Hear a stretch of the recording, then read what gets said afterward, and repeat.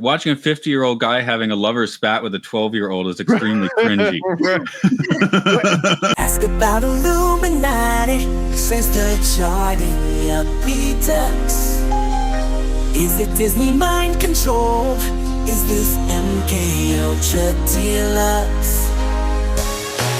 Go Disney, we go from real to real. Go Disney, Bohemian Grove and no more real. Go Disney, ask about Illuminati. Go Disney, we teach a code to everybody. Go Disney, the wish upon a star. Go Disney, you know not to travel far. Oh, go Disney, the new brand Pinocchio. Yeah, yeah. Go Disney, it's a fun so adore. Go Disney, please enjoy the show. It's a dark occult today here at the Occult Disney Podcast. Witness visions of the weird, of the technological, of the transhumanist. We're talking about Tomorrowland today. That's a weird one to say. Hey, this is Matt here. There's a Paranoid American. How's it going? How's it going? This movie, I got to get right to the point. This is if Al Gore became a techno dictator. This is essentially what this movie gives you a glimpse of. Oh, okay. Should I comment on that later? I don't know. Yeah, we'll save it. We'll save it later. Coming back? We also have another guest back in the Occult Disney studio wearing the Occult Disney shirt. Jamie Hanshaw. Thanks for coming for another one. What's up, guys? There we go. So exclusive. I think there's like 4 of those on the planet right now. Oh, really? No, I got a whole box. It was awesome. I got this whole box of goodies. We're going to unbox it on my channel next time we talk about space. But like Chick Tracks, that's classic. Yeah, that's where this podcast got a thing. Do you know Chick Tracks? Yes, I do. Let's talk about that. It's honestly something that the kids need to know about. The kids don't know about it as much. I have the Chick comic books, bro. The like full color that you had to Crusaders, order, mail order, and it's all about the history of like the Catholic Church and Islam and weird stuff that kids don't need to be like learning, but it was in there. My co-host Nate on Reality Czars, he was one of those kids that grew up in a family that said like you're not allowed to read Superman, but here's this. This is how the world really works. So he grew up with Chick Tracks, but not reading them as a novelty, reading them as like this is what we're encouraging you to think like. Oh, yeah, I think I told you like 3 years ago, like the tab is open on my phone for Chick Tracks. It's still there. I have not that tab is not gone. You know, occasionally you have to. Do you need to hear about the Blue Angels? Is it the Blue Angels? Yeah, that's my favorite. If we're doing Chick Tracks. So I wished I can tie this to Disney actually, because the entire premise of the very first Paranoid pamphlets that I came out with, which are they're Chick Tracks, they're conspiracy Chick Tracks. The whole point was that I was working at Disney and I had access to the park, and I went and got like 5,000 of these things printed, and I just wanted to go into the park and just drop them all over the place and just let people pick them up. And I'm telling you that I got them. I ordered them in like October of, I'm going to make up a year, I think it was 2019. And I got them in December of 2019. And I got them in my hands literally like the week after COVID broke out everywhere. And no one was wanting to pick up a random thing outside on the ground. Everyone's wearing like rubber gloves and masks. And like, it kind of like changed the trajectory of the whole Chick Track approach for me. Look at this. These ones are COVID free, by the way. I guarantee that. COVID infused for you. Congratulations, you're actually vaccinated right now by just touching the paper. So I was about to say in Japan they finally started dropping the masks, but I took a walk right before I came, and right when I walk up to my house, my neighbor is driving off in a car by himself in 80 degrees wearing a mask. Don't know what's up with that. Japan's different about it though. I mean, people did wear, people do mask when they feel ill or whatever in Japan in general. Because I got photos from my wife at like the Dawes Festival, like a year before COVID, and she's wearing a mask because she felt sick that day. I don't think anyone has ever really criticized an Asian for overmasking. I think no, but the day the Western Japanese phenomenon. government was like, you can stop doing this, I stopped doing this, and I was weird for a good 6 months plus, maybe 2 years if we're being real. and again, I could transition this back to Disney because I was here. I wasn't working there at the time. This was like 3 years removed, but they had this very limited park capacity. So the people that did want to go, they kind of had free reign. You didn't have to wait in line for almost anything, but they were also running a lot of stuff at limited capacity. But it's interesting whenever weird world events or sometimes just the weather, it can just completely change the whole vibe of a park. If you catch the park right as it opens after a tornado warning goes away or a tropical storm warning, as soon as it like lifts and the park's like, oh, I guess we're open now, and you're there for like those first 2 or 3 hours, you can just run around the park and just ride anything you want like 3 or 4 times. It's truly a magical experience versus the days where you're waiting like 4 hours in line and you don't even really know why. I avoid those days. In Tokyo, everyone, it's train system, so a lot of people tend to leave early. So that last hour, you're like, shouldn't there be more people here? It's kind of weird sometimes. Is there a Tomorrowland in all 3 of the main parks that we usually talk about, which is Disneyland, Plus, I think. Disney World? Yeah, DVC? Tokyo has a Tomorrowland, and they have it. Until 2 years ago, it looked exactly like 1971 or whatever, or 4. We'll give it Space Mountain, but it looked super like 70s until about 2 years ago. They closed Space Mountain. They're rebuilding a new one. Right now, if you go to the park, Tomorrowland's no fun. They've blocked off some of the paths. You can go to Stitch's Encounter, which is completely in Japanese. It's like Turtle Talk with Crush, but in Japanese only. So unless you really know Japanese and you're a kid, you probably don't want to go there. So now they just have the Monsters Inc. ride, which is good, but I never ride it, so I guess I don't like it. Star Tours, which I feel like is not as good as the Monsters ride, but I ride, probably because there's no line. Do they extract your scream on the Monsters ride there? You have a little flashlight, and you're supposed to shine it at helmet, like the symbol, and when you see it, like monsters pop out. So it is fun, but I don't know. For some reason, it's just like it's like, hey, maybe a little bit like the movie Tomorrowland. What I'm seeing is impressive, but something doesn't resonate inside. Yeah, I mean, there's my short review. I had that same feeling. Like I get that they called it Tomorrowland, but for some reason it didn't give me Tomorrowland feels. And even the parts that did, they just tell you it's a big lie. I guess I could jump straight a little bit into the production, and that this is a weird one. So Brad Bird's a director. I think we just got to throw that out because this is kind of a Brad Bird tale to tell. He was a Pixar guy. He did Ratatouille. He did The Incredibles, I believe. So major hits. And then he comes out of that, starts doing live action, makes Mission Impossible Ghost Protocol, saves that franchise or makes that franchise big again. So he's kind of like a top flight director. And he was offered Star Wars Episode 7 and chose to do Tomorrowland instead, which now is like, why would you do that? I'm thinking of a creative mind. I'm like, oh, I could do my own thing and it'll be mine. Although it's still Disney's, isn't it? But I feel like you could own into a Star Wars. That might have been the reason why. I don't know. But now you're like, should have done Star Wars. Also, Brad Bird doing Star Wars seems better than JJ doing Star Wars. I don't know. Maybe. What ifs? So yeah, this movie is.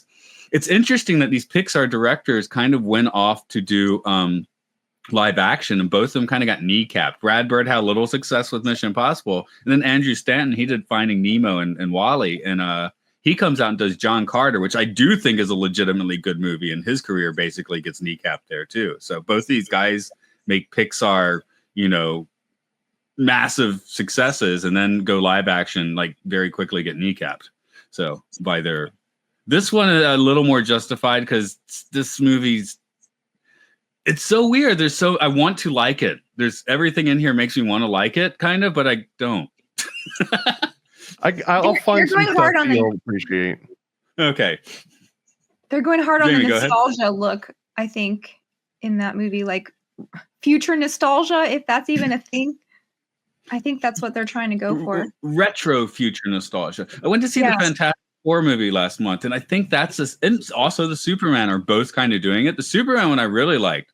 The Fantastic Four one, I'm not gonna say I didn't like it, but I don't remember what happened in it, and it had the same look as this movie more or less. It was a little more green and blue than this one, I guess. But well, this one is kind of steampunk, but instead of steam, it's like Tesla tech. It's like Tesla punk in a way. Chrome punk, because it's 1952. There we go. That was the point I was originally trying to make. That for most of its, even having some marketing things made, like it was going to be called 1952.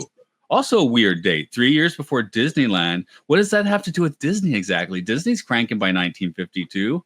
Is that when Disney has an orange fall on his head and he thinks of Epcot Center? I don't know. Interesting. That's a new lead here. The 1952 was the original name for Tomorrowland, and I have to clarify that when this movie first came out, I had already heard of a movie called Escape from Tomorrowland, which was this. I haven't seen it. Jamie, you said you've seen it, but it's like a guerrilla movie that they actually shot in the park without Disney. I mean, you don't have to spoil it, or you can, but like, what's the premise of that movie? So this was all done, shot in the parks without their permission, so it didn't go very far, but it was a creepy indie story of like a beleaguered family man trying to take his family just to Disneyland for a day, and all of his existential crisis, like his wife is kind of bitchy and he's like not into it because the kids are, bratty, and just your typical American family going to a theme park for a day. But intertwined in it is these themes of like PDF file stuff going on, because he's very interested in these like very young girls who are in contrast to his wife, who's like naggy with the kids, falling off of her at all times. And he's like looking at these young girls at the park who are sort of flirting with him, sort of not. It could be like interpreted that he's getting mixed signals. So there's also like, how come it's not creepy when Chevy Chase does it in European Vacation, right? It's the same story. And the first Vacation. Yeah, going back and watching things from the 80s, you're kind of like, wow, we wouldn't do that nowadays. But yeah, so then it gets into more dark stuff like witches and child, TRAF. I don't know what you want me to say on your channel, but like, we can go wild. We worked it out. Child really nice in there. Goblins, occult, demonic spirits at the park, and you're left questioning, is this guy a creeper, or is he just being influenced by all of the demonic stuff going on around him at Disneyland? So it's a weird indie movie. We could cover it another time. Okay. Well, the reason I wanted to just preface that is that I heard about that movie first, had never seen it, still to this day hadn't seen it. And then Tomorrowland 2015 comes out with George Clooney, which is the one that we're talking about. And that whole time, even when it came out, I watched, I think, like the first half, or maybe I started dozing off. And I was like, this isn't as creepy as I thought it would be. And how did they get George Clooney to do something counter culture with Disney? And I never realized until we started rewatching this that those two are completely different movies. Yeah.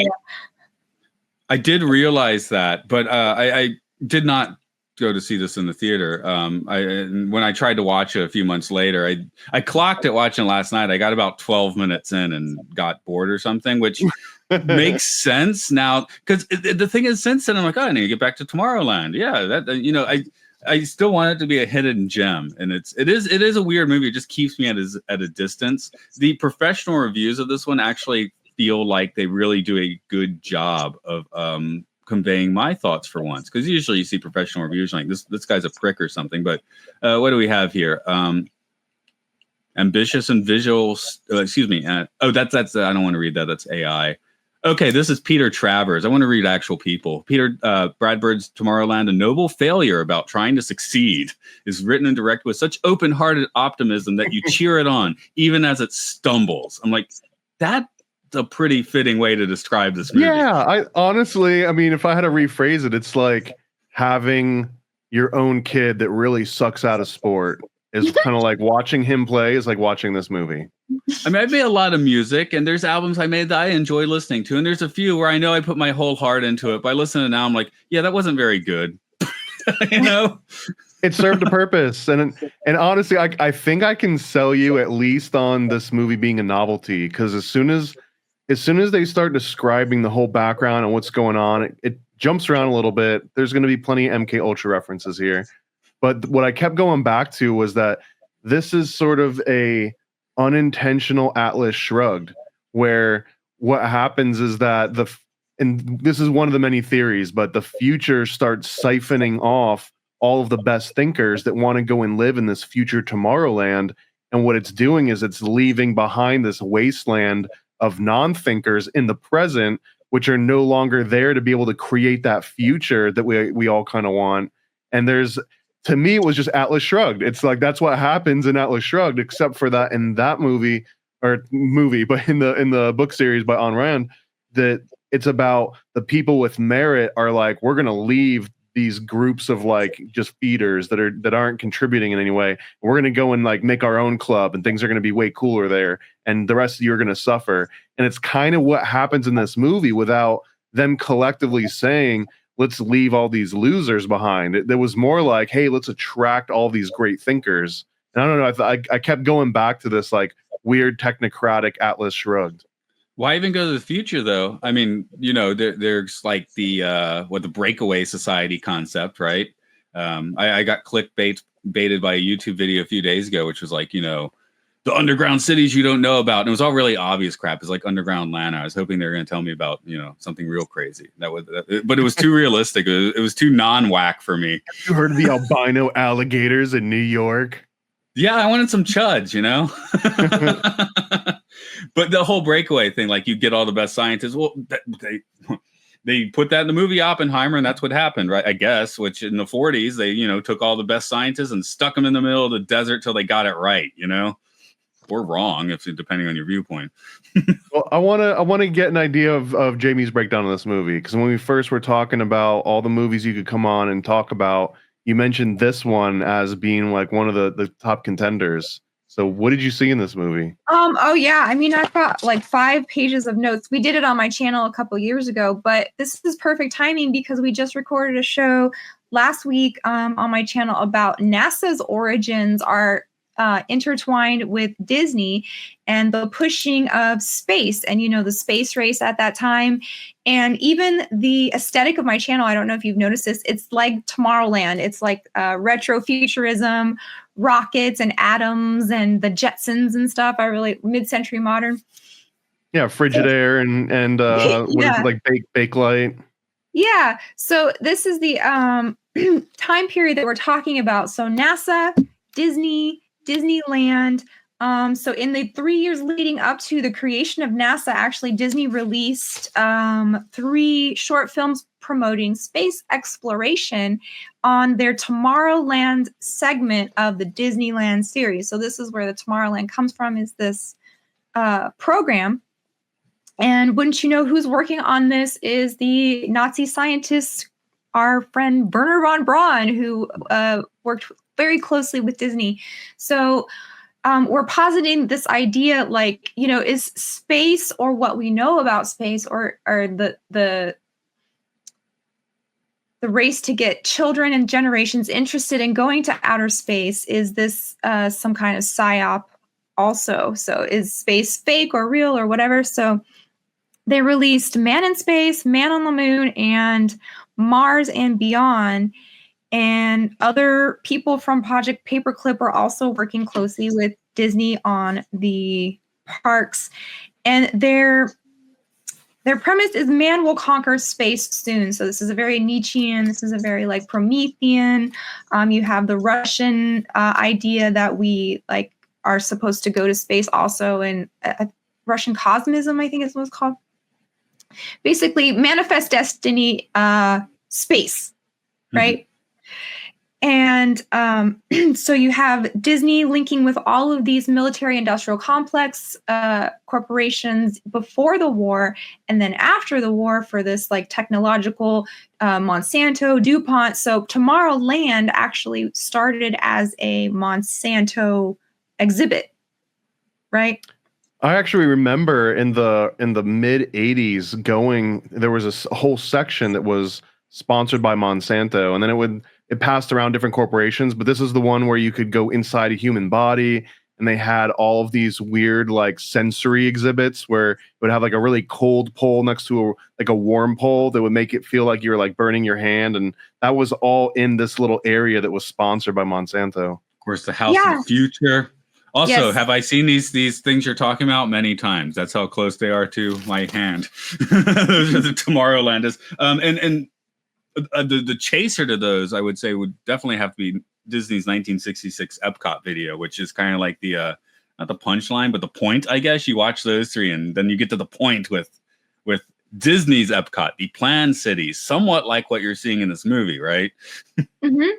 Oh, and these planned cities are not just a theoretical thing anymore. So this is something that the technocracy is trying to move us towards by opening up the Constitution to get rid of things like women voting or whatever else they want to like get rid of. They want to abolish that altogether and have these things called neocameral city-states run by a technocrat. And if you want a illustration of that, there's one in the TV show Alien Earth, the very new TV show on the Alien franchise. And these city-states run by like Mark Zuckerberg or whoever, or Elon Musk can have a city-state. And I've already sent a PA here a note about that show. I was doing all the Peter Pan because we do a Disney podcast. Peter Pan, because it's called Neverland. So that's the thing with these technocrats that we've been covering the last couple months on my channel. They are very disconnected from reality. A lot of their ideas come from science fiction. Not that imagination is bad, but Palantir is the all-seeing eye from Lord of the Rings. They're very into like Dungeons and Dragons type thinking. And the zeitgeist. Have we talked about zeitgeist on your channel? Because that is like the model for the Tomorrowland.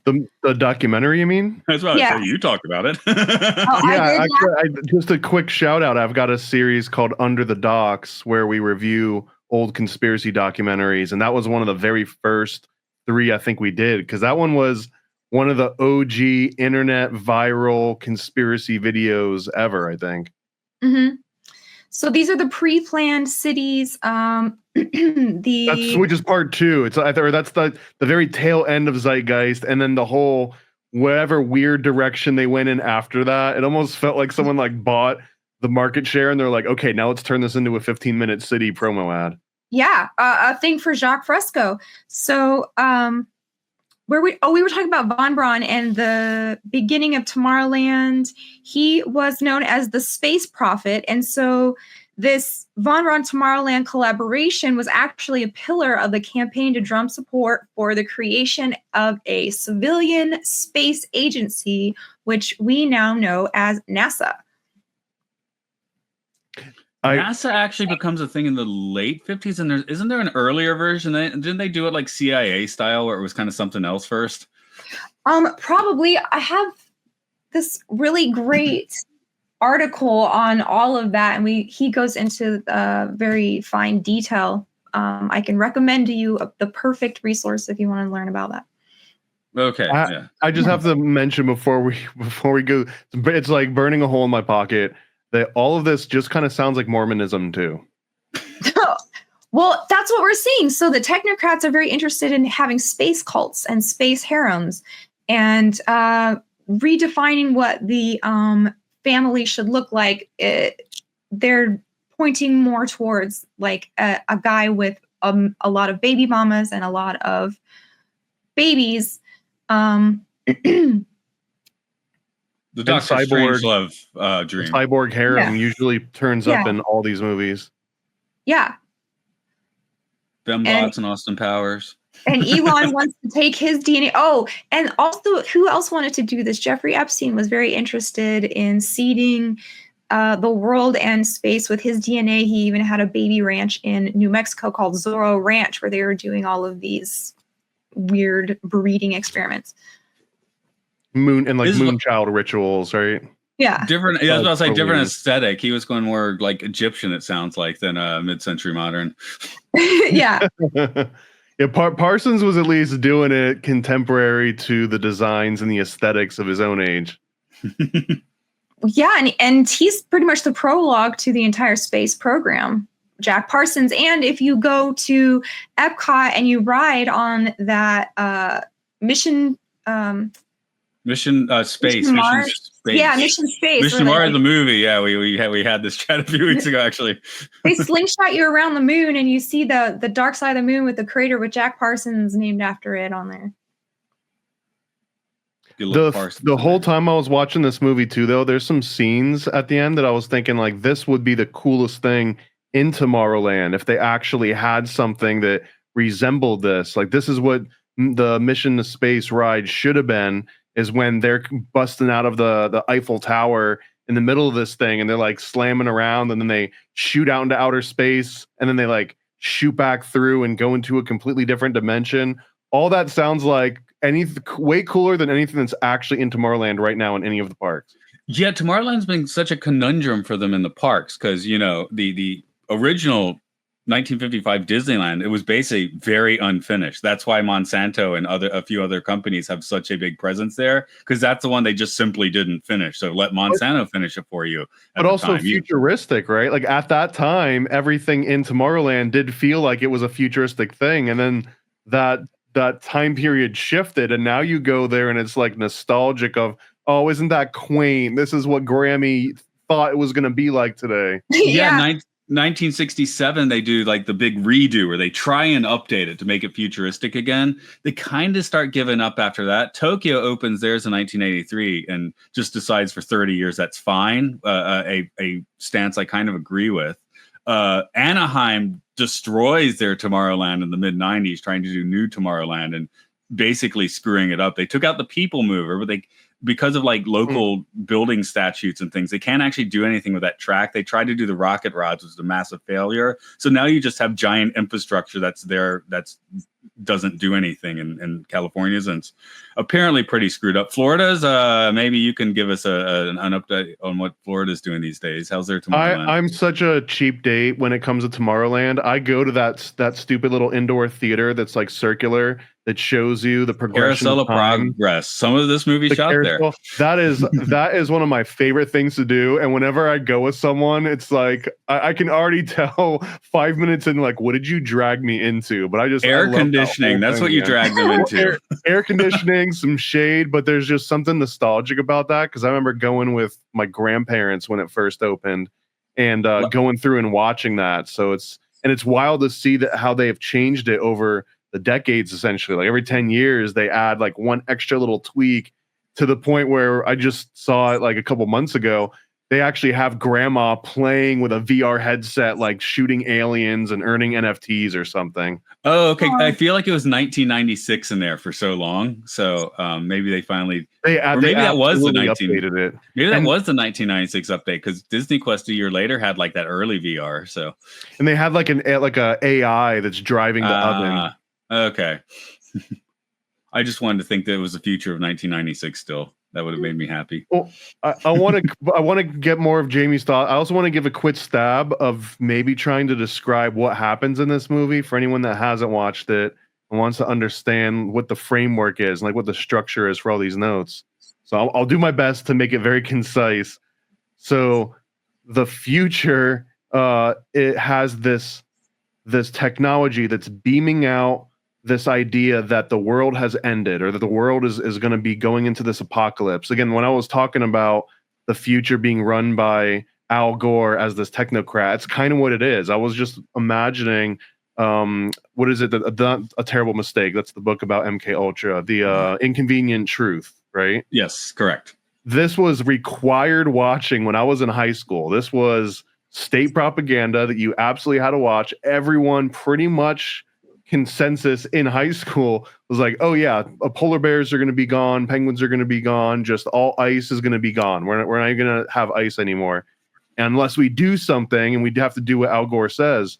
And that was like this level of fear where if you don't do this, you're all going to die. If you don't do this, you're all going to drown. So we've got this technocrat living in the future that's beaming these ideas to us in the present, so that the fear will make us treat the environment better, I guess.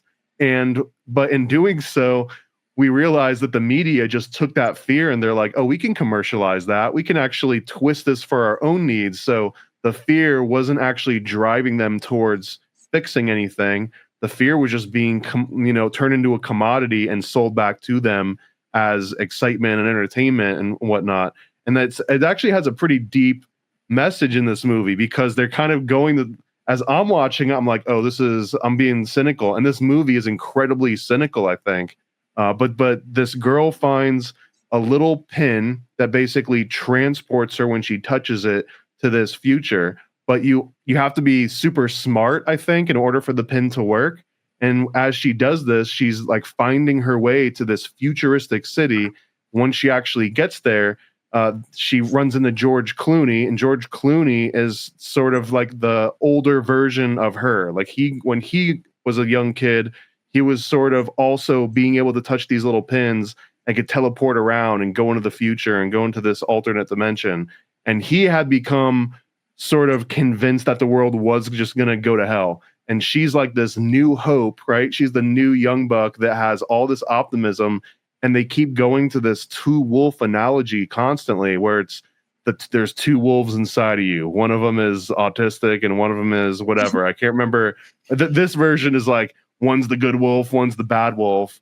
Which one wins? And it's the one that you feed. So that motif keeps coming up over and over again.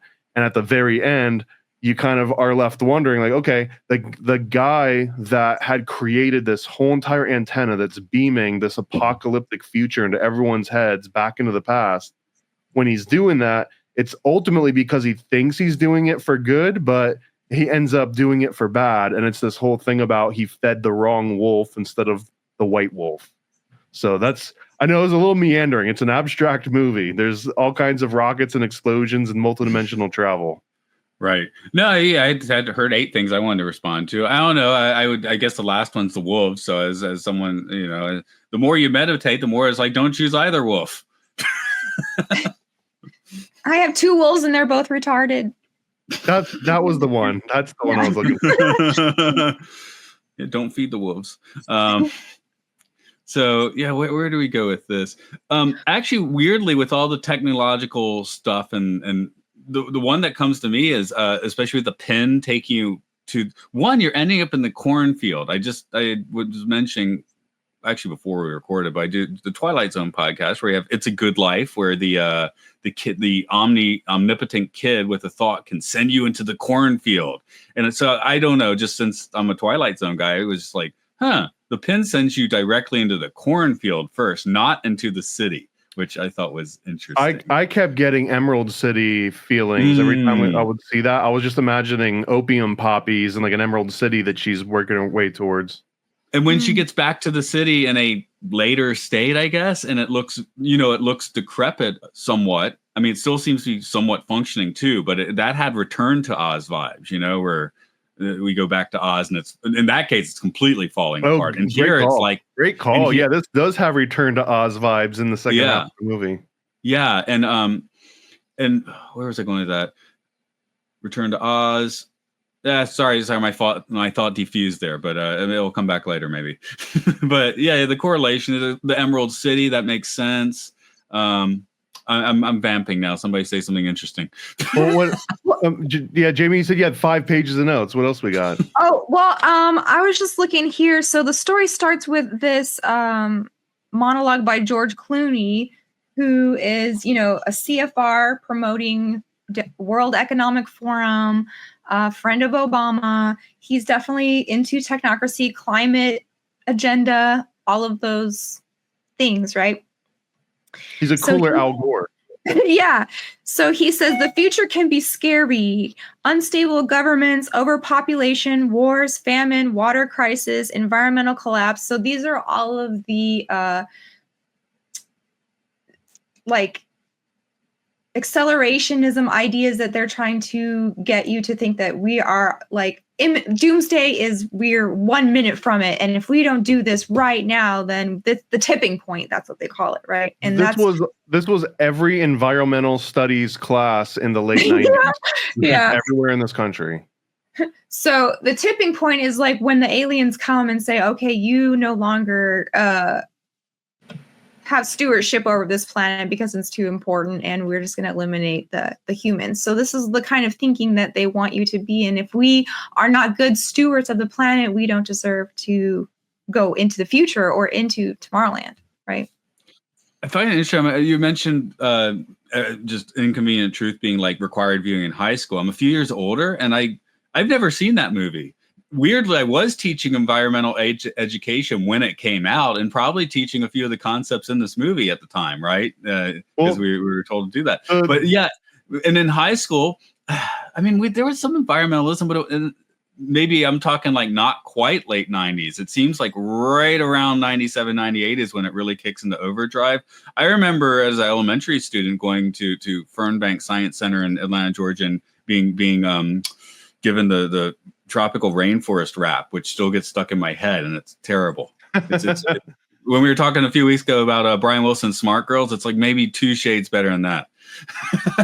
And I just want to say I'm intentionally hyperbolic, but for me, technically, it was required viewing because I had a class that we had to go and actually all watch that in like the media room and write a report on it. So like if you didn't do that, you would have gotten dinged for the grade. It's not like it was state endorsed across the entire state of Florida, across the nation, but that was absolutely a required movie for me personally in high school in my senior year.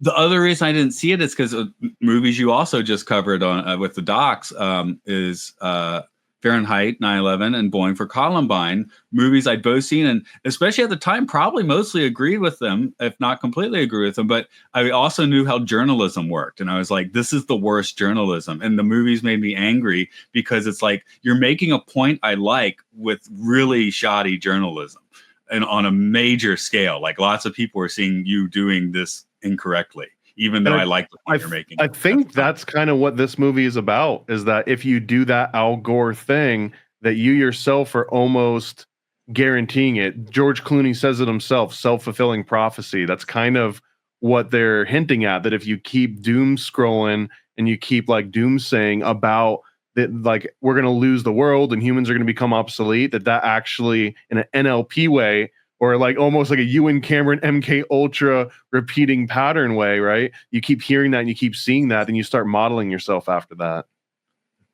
Before I forget, a big props to his vacuum tube doomsday clock. That impressed me more than. By the way, those are Nixie tubes. They were made in the US and Europe, but they ended up becoming manufactured in the USSR. So you actually end up seeing them in a lot of like retro 1950s through 1970s Russian equipment. It has those cool little Nixie tubes. Oh, okay. Also, yeah, synthesizers. People are like, yeah, put the Soviet filter into your synthesizer. What was the Poly 6? Yeah, get a Poly 6, you know? Those things are nasty, like in a good way for synthesis. But yeah, I like that. See, I kind of like that more than half of the stuff I saw like in Tomorrowland, because there we're getting all these. We're getting mid-century modern digital landscapes, which that seems kind of like at odds with itself. Like I feel like if one of the big points of Pan Am or like early James Bond is how tactile it is. So here it's like here's this very tactile thing and now we're giving you like very digital versions. Oh, but look, Space Mountain and Spaceship Earth are in the background, which not good enough. Oh. They do use that Valencia Museum, of course, which Star Trek also uses a lot. So that there's a good practical location. So, and that looks better than all the digital stuff in the background. That's a good point, because you're never getting a jetpack. You just go on VR. Like, did you notice that that's one of the dreams that they're trying to sell? Like this Rocketeer, atomic age, you're going to get like fly around with your jetpack. No one's getting that. No one's getting a flying skateboard from Back to the Future. No one's getting a flying car. You're getting a pod to sit in. And if you want to do things, you have to put the goggles on. You're not even allowed to fly a drone without getting like federal license now, right? You can't even fly like a little in certain areas. So yeah, you're definitely not flying your body out there. Yeah, so that was a good point about tactile versus digital. It's like it's all going to be a simulation. And I feel like Tomorrowland does, because of those 50s things you mentioned and because of Disney's Epcot video. Here's one thing I thought when I'm seeing it. I'm like, well, the obvious thing would be to use Progress City. You can still see, I think it's a 10th of the model in Florida's Tomorrowland. It's still impressive, but when you see that, you're seeing a 10th of this insane model that Disney had commissioned just before he died. Or are you talking about Epcot? No, I'm talking about when you ride the People Mover in Florida's Tomorrowland, you pass by a model of a futuristic city, which is only a 10th of this massive model that Disney had commissioned as you know, while he was trying to dream up Epcot. They just built this insane thing in California and shipped some of it to Florida. You're like, all right, Grandpa, let's get you to the freezer.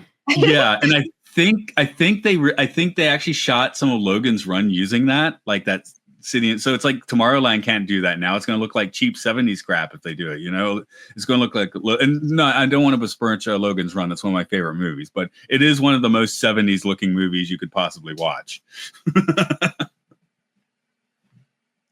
That's my Tomorrowland. More disturbing, by the way. That one has the conspiracies right on the top, and that's the main plot of the movie. Well, did you notice the themes of multiculturalism in the Small World, UNICEF? The time travel portal is in the ride, right? That's how they go through to get to Tomorrowland. And we were talking about this on the other show that NASA was always very interested in multiculturalism, like Epcot, one world, globalism. That's why in a lot of movies, you'll see the crew of the spaceship being very token ethnicities. And, you know, you got your black guy, you got your Asian, you got your white lady. Yeah, it's a small world turned into actual people. Yes. So that's why like International Space Station is, it's not that way. That it's that way on purpose. So you've got the UNESCO, UNICEF agendas, and those were the ones that were pushing the vaccine very hard, especially on children. I don't know if you went to their website during COVID, it would say no child left behind, because they were very interested in pushing the vaccines. And you can take that like a couple ways. Like no, one thing as a educator 20 years earlier, that was the test thing. That had nothing to do with that. It was like, you know, let's make the tests easier so no one fails them, which I don't know. Also, Tomorrowland wouldn't put up with that stuff, would it? I mean, the Tomorrowland of this movie. No. If you enter Tomorrowland, I assume that as you go through that little portal, you're getting a vaccine of some kind, but you're just not realizing it because it's like a Tesla tech version of it. Pen, yeah, it's just like straight plasma, just goes right into you. I did notice. I think when they like blow the.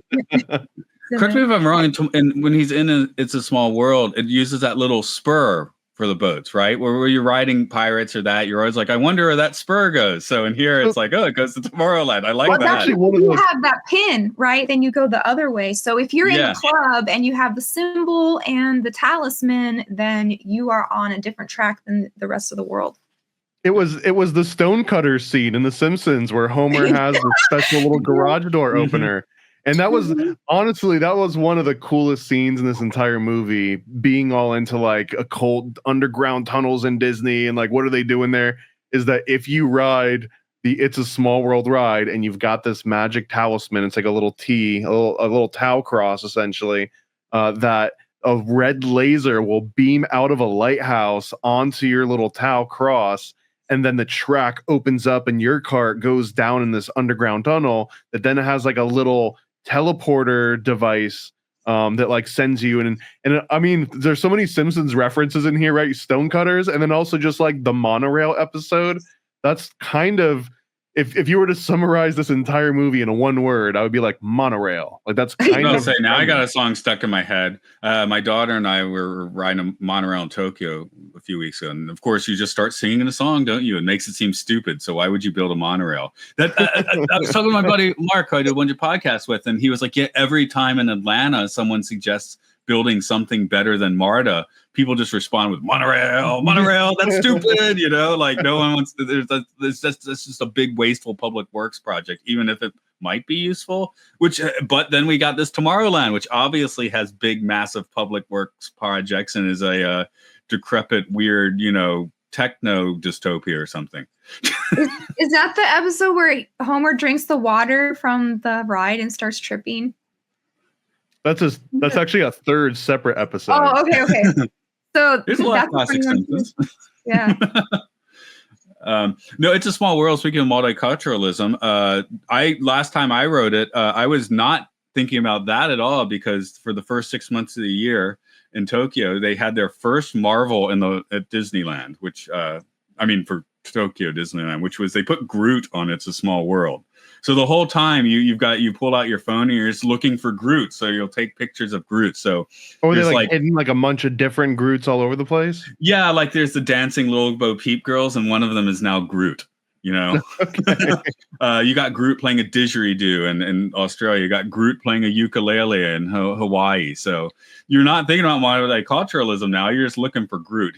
And I loved it, by the way. I thought it was fantastic. But it definitely changed the point of the ride completely. It just sounds like Groot is just flippantly doing cultural appropriation just everywhere you look. Correct. Every room is Groot doing some different form of cultural appropriation. He's not allowed to use a didgeridoo. He's not Aborigine.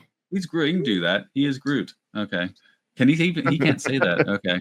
Anyway, I just thought that was interesting that in Tokyo now they've changed it back, but it was a January to end of June. Yeah, it would be It's a Small World with Groot. There was also a character in this movie that ends up being kind of this guide / child bride love interest to George Clooney as a kid, and then he grows older, and there's a weird scene where the little girl cyborg is kind of telling George Clooney that she loves him, but they don't quite verbalize it because the age discrepancy makes it kind of creepy, but she's referencing that she loved him when he was a little kid, but since she stays locked in and he doesn't, and he grows older. But I was wondering, like, you have any read that her name is literally Athena in this, and she sacrifices herself at the end of this movie? Like, there's got to be some sort of symbolism here to unwrap. That's the Epstein excuse. Well, if I can create robots, it's legit. No, that is weird. I have a note that just didn't sit well, and yeah, I don't know. The kid Clooney was pretty good, though. I thought, just as far as the acting. I want to just sidestep just very briefly away from like the occult and aspect of all this and just get into like a general movie critique. And that's the kid that they cast as young Clooney, and then the other kid that they cast, they look so identical that it took me forever to realize that these were two different characters in the actual movie itself. Yeah, that happens. We've watched a few low budget horror films, or I have, where you're like, why did they cast three people that look alike? That's not. It was the young Frank Walker, and Frank Walker, I believe that's George Clooney. Yeah, that's right. So and he's played by this kid named Thomas Robinson, and then there's Nate Newton, who's like the modern young kid, and he's played by someone named Pierce Gagnon, who's in a whole bunch of other Disney movies. But they're freaking and. I don't know if this was short-sighted from the casting director that was like, sure, we'll just grab two different kids that live in two different time periods that look identical, or was there an intentional like obscuring to make it so that they were almost like fluid between George Clooney as a kid and this other little kid that's the girl's younger brother? Yeah, I did have a little cross, like, who am I watching? And the names were confusing me. So I was like, Nate, Frank, wait, huh? So it didn't throw me off completely, but there was a bit of chop there where I was having a little trouble following. And then Clooney doesn't really show up for 40 minutes into the movie, right? So you're like, he's the only big star in here. So like, where's Clooney? Well, okay, Hugh Laurie's in here too, but.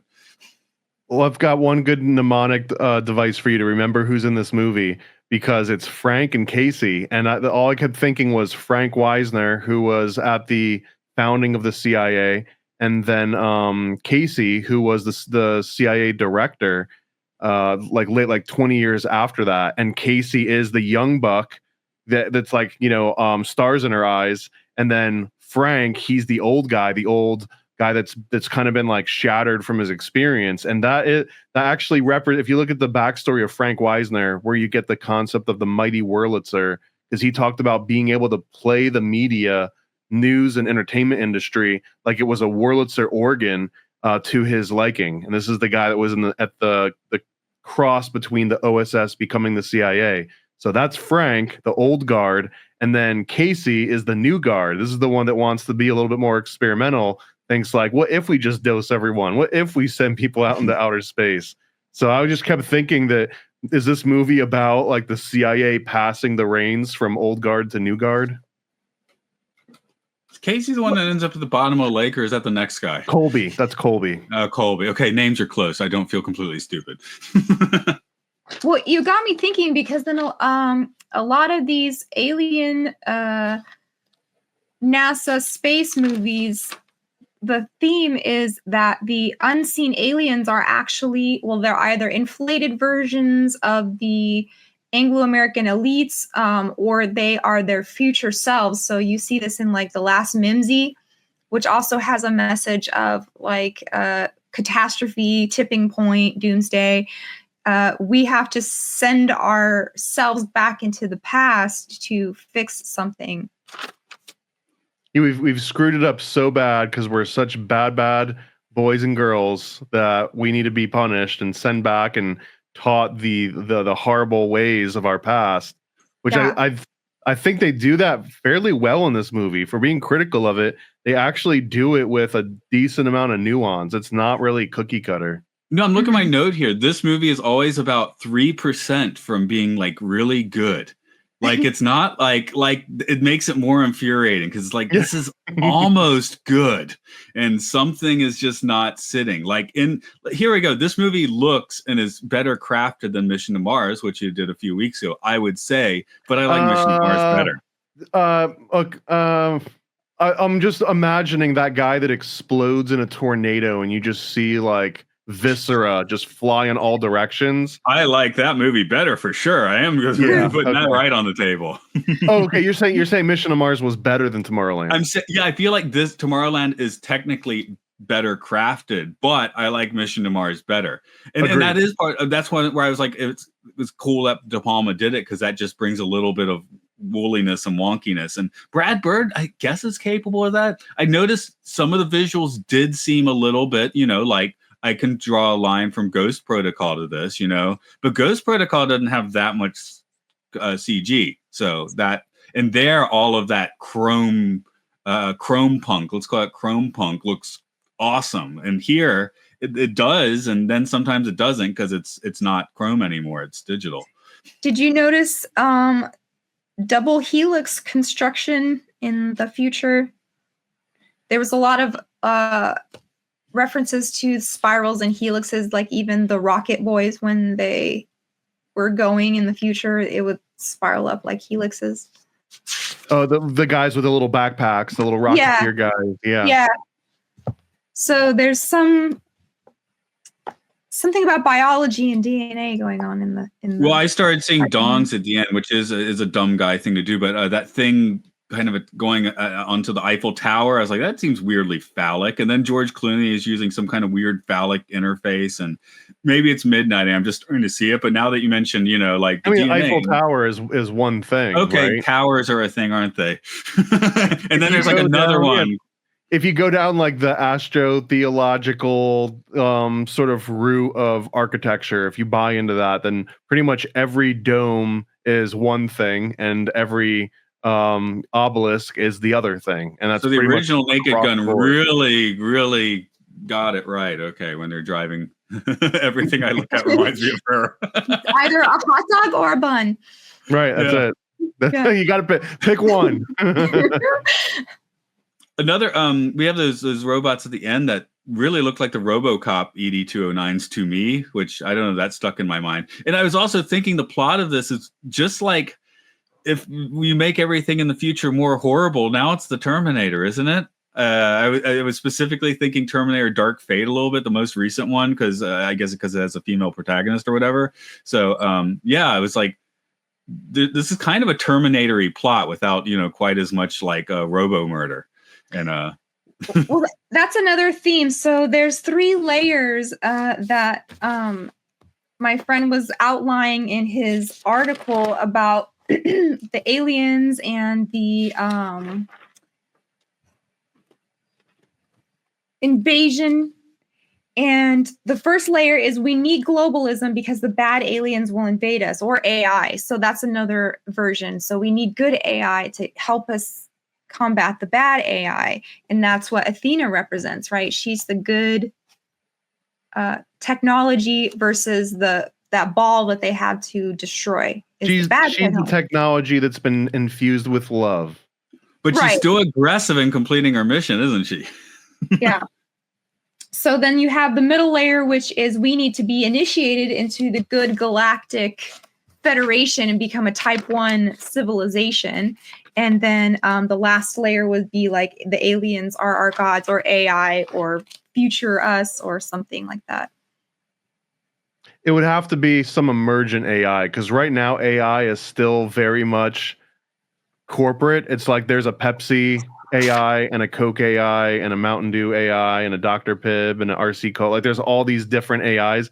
And then even if it starts getting international, it's like, well, US or Western AI is better than Chinese AI because it's so censored, right? So then it becomes like so it's weird. There's like corporate AI gods and then national AI gods. And it seems that the way that it's phrased now, we can't really worship them because it would just be statism or corporatism. It's just brand. Right now, worshiping AI is no different than brand loyalty. But the type of AI that would require a Reagan like Star Wars style defense system, that's like this external threat of aliens, or the aliens bring AI from their ship and you're like, who invented that one? You're talking yourself into watching this alien show, by the way. Yeah, okay. You just described it. Or, you know, the AI or aliens, I'm using these interchangeably on this show. They're beyond good and evil, and they're actually part of our evolution. And that's where, you know, like you said, Athena is infused with that something, je ne sais quoi, that makes her transcendent of, you know, robotics and humanity at the same time. Well, and because she wasn't created through normal procreative means, right? Athena came out of the top of her dad's head. So it's almost like this is an invention, or like a thing that they got thought of instead of something that was created naturally. This movie probably was done in conjunction with NASA. I have to look up his list that he had. But it was called the Space Act Agreement. Oh, yeah. Space Act Agreement films. So what this is that they work side by side with NASA, and they actually can share sets. So NASA can use the Hollywood production set, and the vice versa is anything at NASA is available to them. So Tomorrowland is one of these. The Box, Transformers Dark of the Moon, The Avengers, Space Warriors, The Martian, Hidden Figures, First Man. So these are the ones that are completely part of the Space Act Agreement films. I gotta ask, have you been to Kennedy Space Center? Either of you? Have you been? We're not that far. You should. Oh my God, you should absolutely go. I mean, it's worth a one-day trip. And there's a like once you get there, you get to go to the hangar, and there's like, you know, normal stuff, walk around. But then they have a separate experience where you get on a bus and they drive like 15 minutes, and then you get to see the bits of like the Challenger. But then they actually have like a huge space module, and like you can walk around and see it, and they claim it is like one of the actual ones that's been to space. It's a surreal experience seeing it presented the same way. And I don't think there's any coincidence that Disney and all these other theme parks are so close by, and that, just like you're saying, they kind of share stages, they share the same people, because for the most part, NASA is just like military government funded secret projects. The only part that we actually see is just the PR version, and the PR version is one and the same with Hollywood, right? There's really no difference between that. They send them the nice lighting and the cameras, and they do all the post production, and it's not just a straight up scientific research endeavor. And like you brought up early on, Jamie, that there would be no NASA without Disney bringing Werner von Braun and bringing Heinz Haber, who was also one of these like SSS awarded guys that Disney put in front of kids and showed them on the TV and said like, this is the future of space. Mm-hmm. Now, coming from Atlanta, I haven't been to Kennedy Space Center, which honestly I probably should have, but we have Houston not too far away. So in the 4th grade, we had a trip there. I remember going there a few times. So, there they also are like, here's a module that was in space. They got a Saturn V like lying on the ground, so you can walk along the Saturn V and see how insanely big it is, that sort of thing. But yeah, same thing, right? I'm sure the hangar is like very impressive in a way that you don't get at Houston Space Center. It's not something that you would like go to more than once every 5-10 years, but it's just like the one time you go is worth going that one time. Yeah. The movie Space Camp does Houston Space Center. I remember that. So I think that's another one of these NASA working closely. Space Camp.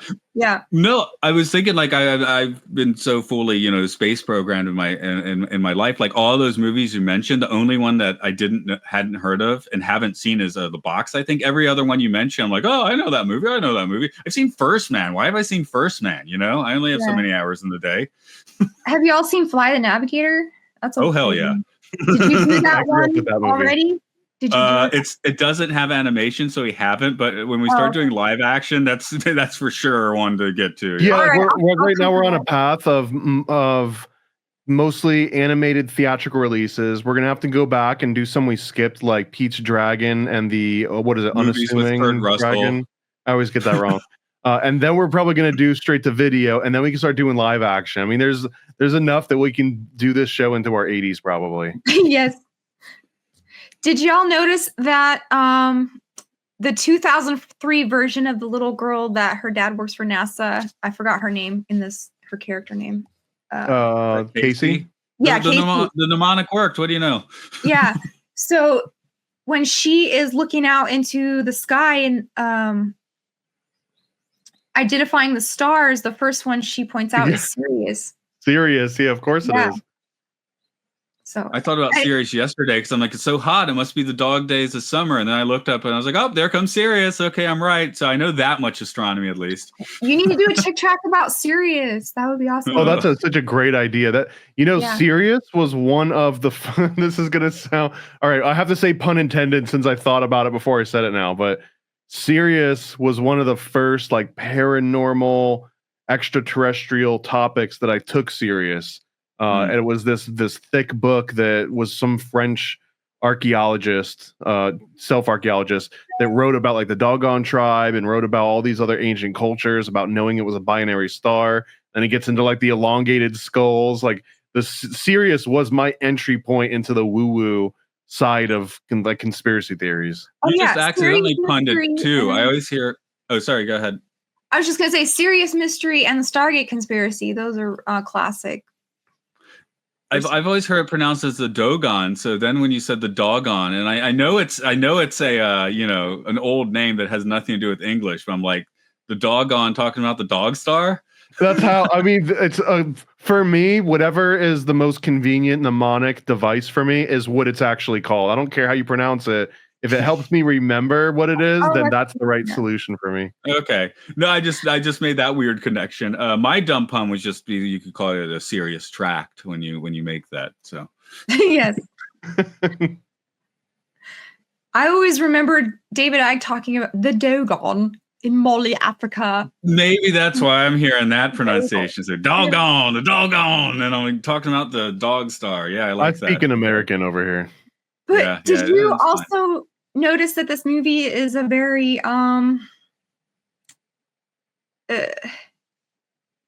it's like about pity for NASA and money for them because it's crumbling and they're probably not getting as much funding. as they want, it's like a sort of cry for help. That's what I was trying to say from NASA, because they're like the launch platform is being demolished and the little girl doesn't want to give up on her NASA dreams.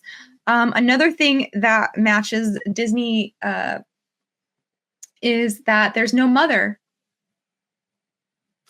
Good point. Oh, they slipped the proxy in without us noticing, maybe. Yeah. And what happened to the mom? Do we hear what happened to her, or is she just not present? They don't even mention. I don't know. I don't have a note. I just said, parentheses, no mother. So she's gone. In Tomorrowland, you've been Disney proxied so much that you just assume that you're either going to have one parent or no parents right when the movie starts. Yeah. I actually want to respond where NASA's doing a cry for help here and showing things falling apart. And this movie was a massive failure, by the way. That's why Brad Bird does not make later movies so much. But I am thinking, like, recently, especially I've seen on CNN where we get articles, and it's not obscenity. It's CNN headlines, the shitting of society, as our technology turns into garbage. I was trying to hook up two other people to do a podcast together, and they were trying to do it by email, and email is no longer reliable. Like, I've even had it when you sent me an email and I went into my spam folder. I'm like, we send each other emails all the time. Why did this go into my spam folder? We had visitors from Australia 2 weeks ago. And in the buildup, there was 2 weeks where my wife and I were, should we have heard of them? We haven't heard of them. Oh, their messages went into my spam folder. And when you looked at all messages, you didn't get it. You had to click on current mailbox. You would think all messages would include current mailbox, but it didn't. So it's just a slick way of making sure that those advertisements get higher priority than your friends and family do. Exactly. And we're planning an international trip for these people here. So they're like, why haven't they responded? And we're like, why haven't we heard from them? And then we just started using Instagram instead, which is why I'm a little more like Instagrammy now. They pushed me to Instagram, didn't they? I want to point out too, like what Jamie was saying about this being NASA's handout, like, please help, otherwise we're going to collapse. The whole premise of this movie, even though to me it looked like a pin or a button that you would put on, like a brooch almost, or a badge, but they keep calling it a coin. And the girl is holding on to this coin, and every time she uses it, it goes down in value. It actually has a little numeric reader in it. And the whole movie is that as she uses this coin more and more, it loses all of its value, and then she can't get back to this Emerald City utopia place. Social credit. And this was 2015, so this is post cryptocurrency even becoming somewhat of a general zeitgeist thing. So I kept thinking, is this like a cryptocurrency or a financial ruin sort of analogy, where like she has to keep finding more coins, and at the end of the movie she gives these coins out to all these kids that are like fully charged and have all their value again, and it's like, go and invest these coins, better than your parents invested it, your dumb boomer parents. That's interesting. When I was going back and looking over the plot, it listed it as the first time she ends up in the lake because her battery ran out. But now we're thinking of it as more like your cryptocurrency, or again, maybe if we do the Wizard of Oz Emerald City thing, that movie also has some ways that you can watch it about abandoning the gold standard. And this movie is about adopting cryptocurrency. Jamie, you were saying something there? Well, that was spot on with Zeitgeist, because what was one of the segments is that the Federal Reserve is devaluing the money, and fractional reserve banking is also, making our money worth less and less the more we use it. Yeah, here we go. Living in Japan, I make money in yen. I still have a notable American bank account. And yeah, in Japan, we watch the yen go down value, and we're like, oh my God, what's happening? But everything basically costs like a little more. Inflation is happening here too. Chocolate costs twice as much. But then I hear about the inflation in the States, and it seems like way more. So that more money in the States seems to do less. And I end up in this real nice situation where I can use my American credit card in Japan, and the yen goes, I'm making gangbusters right now. So... I mean, the psychopaths in charge, the official company line is that inflation is good, that you want an inflationary economy in Japan, yeah, because that means growth and it means more movement. And don't worry about this weird devaluation thing. That's nothing. Just go buy your $10 milk and $10 eggs and chill. Anyway, 2025 is the year of me using loopholes that are probably going to close in a year or two. So we'll see. Why does Matt have so many musical instruments? Because he was using an American credit card and buying them in Japan, and it was like a instant 40% off. Like that's the thing. When I use American money in Japan with my American credit card from my American bank account, everything is 40% off. It's great, but that can't last forever. Whereas in America, the inflation's just been so high, you don't get that, right? But the international, we're doing fine. Don't worry about us. We're doing just great out here. Did you ever hear that Disneyland had 33 original corporate sponsors? Huh. No, I didn't hear Club that. 33 for sure. Yeah. So, well, some people think that that's where that comes from, but it was like Coke, Pepsi, Carnation, Chicken of the Sea, Frito-Lay, Aunt Jemima, and a whole bunch of others. But it was like, speaking of money and finances and economy, this was supposed to be an advertisement fair, like a World's Fair. And in the beginning of the movie, you have these scenes of like the New York World's Fair, and then I think the 1960s World's Fair is where he encounters Athena for the first time, right? So this is, you have to think about Disneyland is a immersive commercial. Oh, 100%. Every different area you go to, if you look close enough, you'll see like this area sponsored by, the same way that Monsanto. Oh, in Japan, they're still very clear. It's on the main sign. This is by, this company is supporting this for sure. Here's where I got some insider stuff that maybe is relevant here. So when I was working at Disney, I learned that the Epcot ball, the actual planet, Spaceship Earth. That Spaceship Earth itself, there's the ride part, and then you let out in this little kind of like foyer that's got interactive games and just like little science stuff. And when you leave that door, if you walk around to the backside, there's like a secret door in there that has like a little kiosk and probably has like a bio reader at this point. But if you go through there, there's an upstairs part of Spaceship Earth that was rented out exclusively for corporations for a really long time. I think they might even have a thing you can go in there now as a regular park guest, but it was owned by AT&T at one point, then it went to Siemens, and then it jumps around. It's the same way that a Coliseum or a stadium might jump around to different brands. And every time one of those companies comes in, they basically just repurpose all the same futuristic looking stuff, but they swap out the logos. So like it's the same exact futurism approach because they don't want to pay to like redo the models and pay to redo everything. But I think it there was are a number of that. corporate lounges. Yeah, I think there's a whole lot of corporate lounges. So well, and it was something if you wanted to give a little talk and be all build some rapport with maybe investors that you're pitching something to, and you've got the back of the park literally as you're talking and giving this presentation, it's Epcot behind you. So it was kind of cool to work in those little areas. 1955 Disneyland Chicken of the Sea you mentioned. They had the Chicken of the Sea tuna boat in the pirate ship, which had an all tuna menu in 1955. Does that make you hungry or nauseous? I'm on team nauseous for that. How about you guys? As long as you get to drink the water from the pirate ride and trip all like Homer. So yeah, what you just said, what this movie is about, it's about the smartest, most creative people in the world forming a breakaway civilization, giving their TED Talks at Epcot Center, imagining this future for us, and they want to build like an Irandian type of thing away from politics and bureaucracy and greed, they say. So all of the most what they're trying to say is like all of the most empathetic and altruistic people, smart scientists, they just want to get away from the crazies and make utopia for us, but we're holding them back with all of our like greed and vices.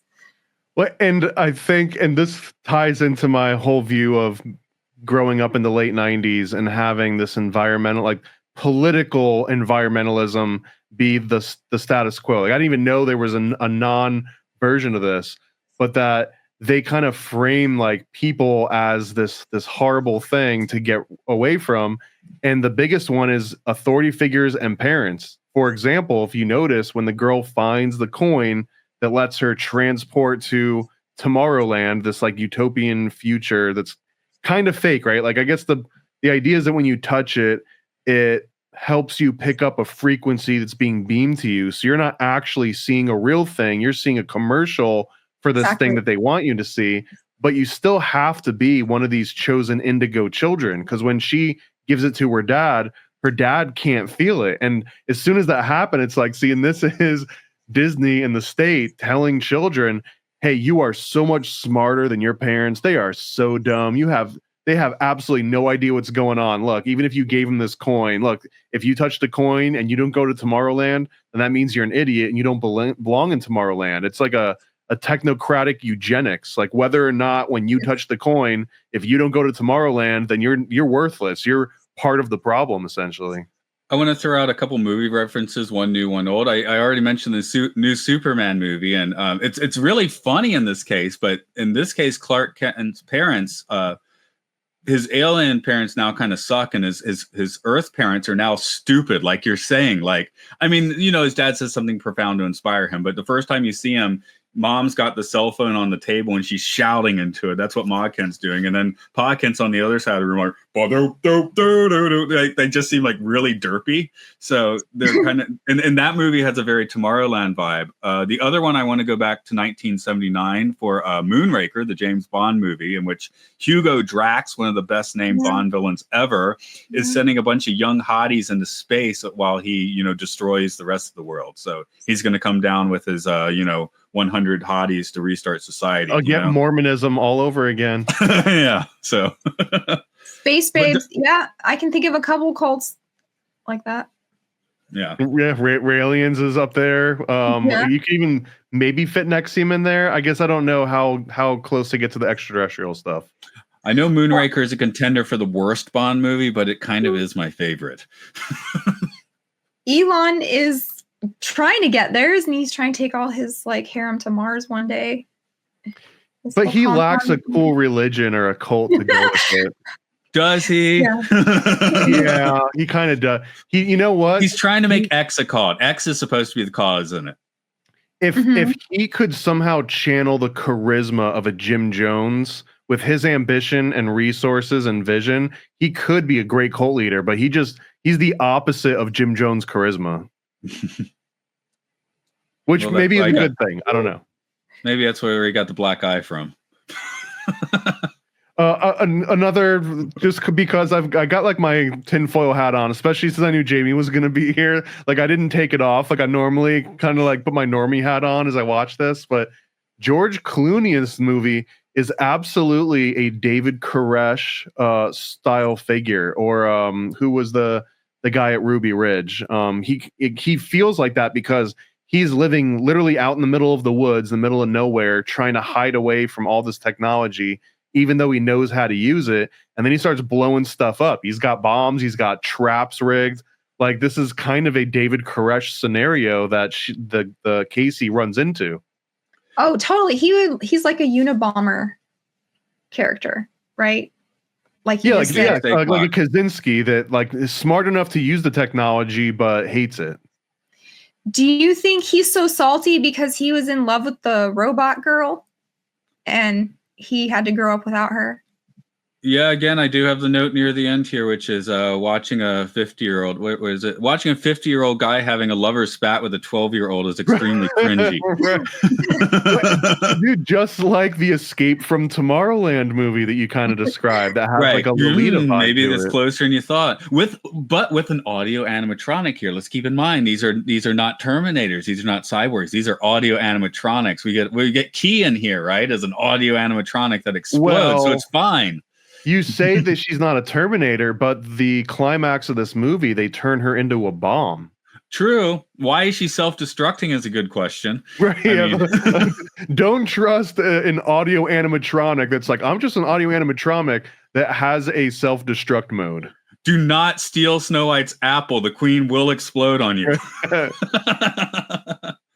There was another really cool scene here where they kind of go into this Hall of Presidents room that's called the Plus Ultra Society, and it had Nikola Tesla, Jules Verne, Gustav Eiffel, and Thomas Edison. And this is where they're describing the technology that drives this thing is essentially Tesla tech, and that when they start describing this huge tower.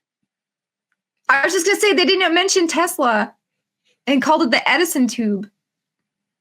Well, they mentioned that Edison took credit. She said, but then he stops them. George Clooney steps in, and I was like, of course you're gonna step in, CIA, and like stop us from hearing about the actual.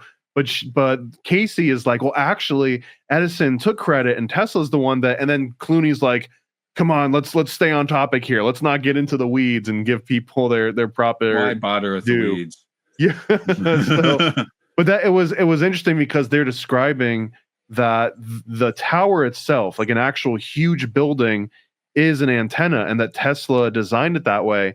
And I've heard like some theories that when Tesla, like the actual Tesla, not the movie Tomorrowland Tesla, but when Nikola Tesla moved into this hotel and essentially became a recluse, right? He kind of like Howard used it a little bit, that at that point in time, it wasn't just that he was a recluse and he was living in this hotel, but that hotel itself was this ginormous Tesla coil or some sort of an antenna, and that he was using this thing to continue all of his experiments. And that a lot of people say like, oh, he'd stopped talking to people, he's only talking to pigeons. It was because he realized that everyone was spying on everyone else using all these different frequencies and antennas, and he was using the pigeons as carrier pigeons, and that was the only way that he thought he could send messages and receive messages without them being intercepted by other people tuning in on the frequencies. So he uses like organic old school version. We watched Valiant. That was my first thought. I was like, oh my god, maybe he was doing that for that reason. It's kind of interesting thing too, the whole thing of Tesla kind of like trying to make this like free tech or whatever, and then kind of getting pushed out of history, right? And then in the late 90s, the movie The Prestige made Tesla cool again. Holy crap, David Bowie's playing Tesla. How cool is that? And I do remember like 15 years ago, Tesla was kind of like, hipster inventor. So now the car company shows up, and now if you say Tesla, everyone thinks you're talking about a car. So he's kind of been pushed out of the the zeitgeist, again, to use that word intentionally. Oh yeah, classic conspiracy conferences would have at least one Tesla presenter. Like I'm talking like the 2000s conspiracy cons was all about Tesla. And then like you just said before, it was appropriated by Elon. Tesla was a big topic. Well, because free energy was a big topic. So people were like catching on, like, why should we have to pay exorbitant amounts of money for electricity and all of this like gasoline when we can make things like Brown's gas, or we could have, free electricity or whatever. And then they just co-opted the whole idea of Tesla coils and stuff and made it into a crappy car. And silly cartoon mad scientist motifs. That was all pretty much Tesla death ray stuff too. Mm-hmm. And did you? Oh, go ahead. That's fine. So go ahead. I was just going to say the Eiffel Tower was also unveiled at a World's Fair, I think. So now we've got 3 different World's Fairs throughout history they're talking about. And the antenna, they said, to detect subspace and transdimensional. So now you're talking about aliens, angels, demons, that realm. Even trans aliens. Yeah. Yes, peering into the spirit world. I am like, if I had a time machine, World's Fairs, 1893, 1939, 1964, that would be pretty high on the list of places to check out for me, I think. Especially the 1893 Chicago one. That is fascinating. That was awesome. Just don't get got by H.H. Holmes. No, don't do that. And I also like the idea, like, no, they were actually demolishing a very old city, and this was just its last hurrah, This is the Tartarian old world theory. I have some qualms with that, because anything that immediately downplays human contribution and human ingenuity in the past. It almost feels like this, like turning our ancestors into infants, and I think it's the opposite. Which is, it's kind of wild because it's the same premise of Tartaria, is that our ancestors used to have this like crazy advanced tech, and that we're just so stupid now that they didn't want to risk blowing our minds, so they destroyed all of it. Well, we're too stupid to have automats now, aren't we? I guess so. I mean, those looked great. 2 words: Tide Pods, right? Do those have That's why we can't have keystones anymore in our architecture, is because of Tide Pods. No, my wife's American friend, when she visits Japan, her her constant refrain is, "This is why we can't have good things in America," because we don't quite have an automat. But yesterday I went to get the fried chicken from the convenience store. There's a little automat where you pull it out and buy it. But there's a documentary recently about the automats, which is kind of Speaking of Tomorrowland, I think in like the 20s or 30s, that was the vision for the future. They had entire sections of New York City that were just automats that you'd walk in, and it was like, we're now living in the future. You can just walk into a room and pick up a ham sandwich and be on your way. Yeah. And they couldn't handle it. The city could not handle automats. That is one thing to mention with the automats, though. It wasn't like McDonald's. I mean, it was the biggest franchise at the time, but it's like basically in a couple major cities. Anywhere else, you would not get that. That was a big city thing, right? So things are more spread out now. So something to think about. The first question, or one of the first questions we came up with today, and I guess we'd never really answered because we got distracted in good ways, but why was 1952 the title for this? I've been doing some like research as we've been going, and I cannot figure out what 1952 is important for. Is it important for NASA or Project Paperclip or one of those things? Paperclip was already several years down the pipe at this, wasn't it? Oh, okay. Yeah, I was looking at Disney history, and NASA is a good idea. What was fight? In space flight, 1952 in space flight. What happens there? In the U.S. Navy. Yeah, I've been Arsenal in Alabama. Roswell. When was that? One more time. When was Roswell? Roswell was 1947. 7, yeah. So 52 is just like a weird date. Adopted a proposal to undertake the International Polar Year. When's the Antarctic Treaty? That's later. That's like 67 or something, right? I don't know why that came to mind, but probably because I saw the word Arctic. But Antarctic. And hey, this is the time for listeners. 59. Okay, this is people listening. Definitely, if you got your hot take on why 1952 is so important for Tomorrowland, because 55 would make sense. That's Disneyland. 54 might make sense. That's the Wonderful World of Disney or whatever. I think it was just called Disneyland at the time.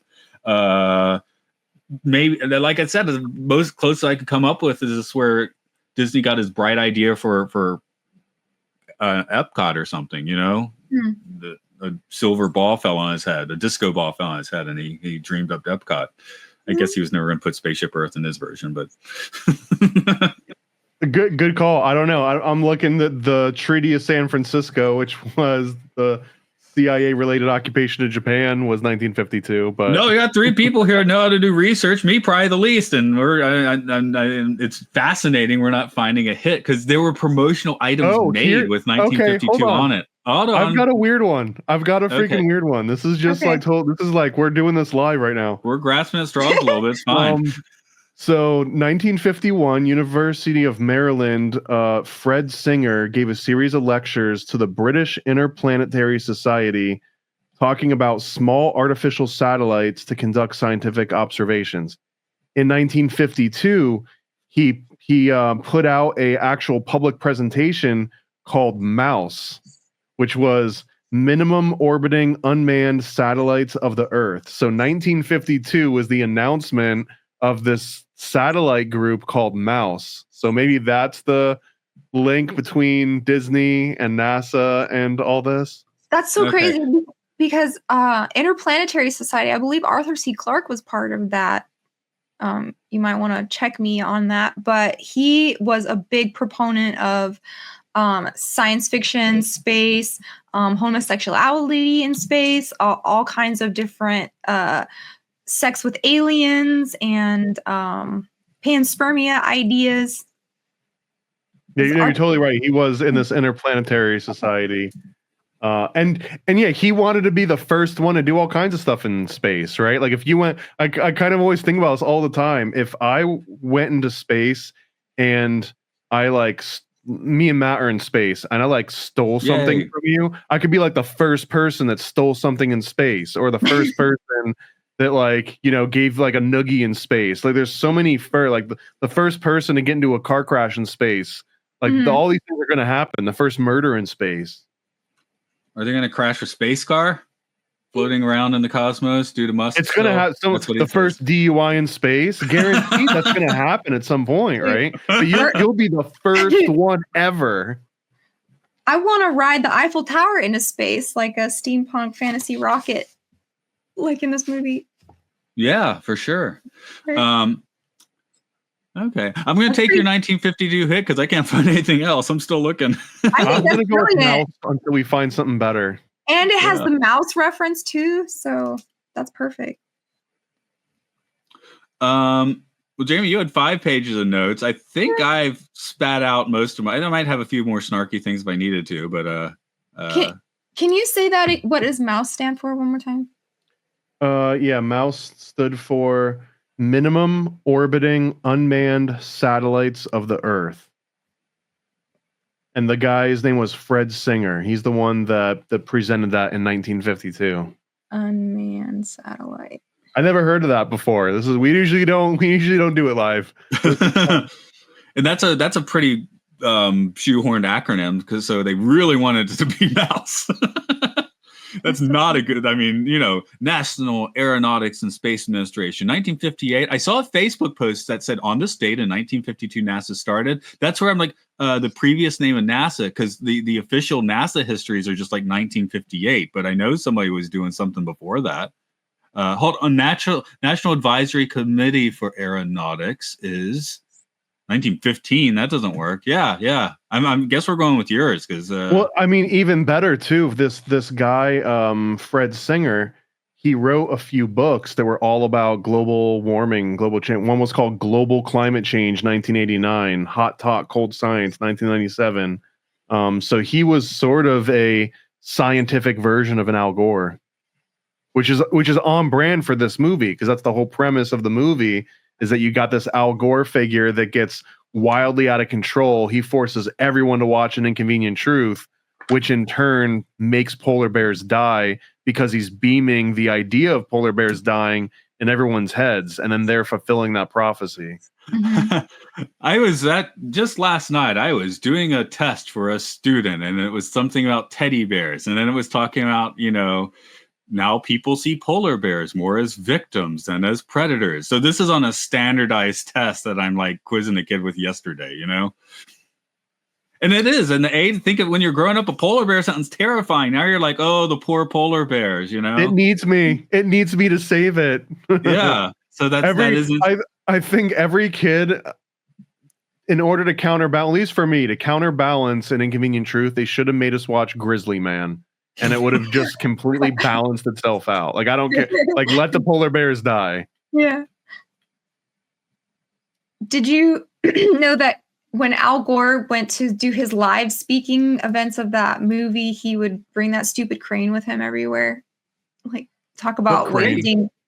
Where he used to make that point about, like, temperatures or something. And he's like, it's going to be up here. And he has to, like, get on a stupid crane and it, like, oh, I barely remember that, but yeah, I mean, I'm sure that was very green of him to have a crane follow him everywhere. Yeah.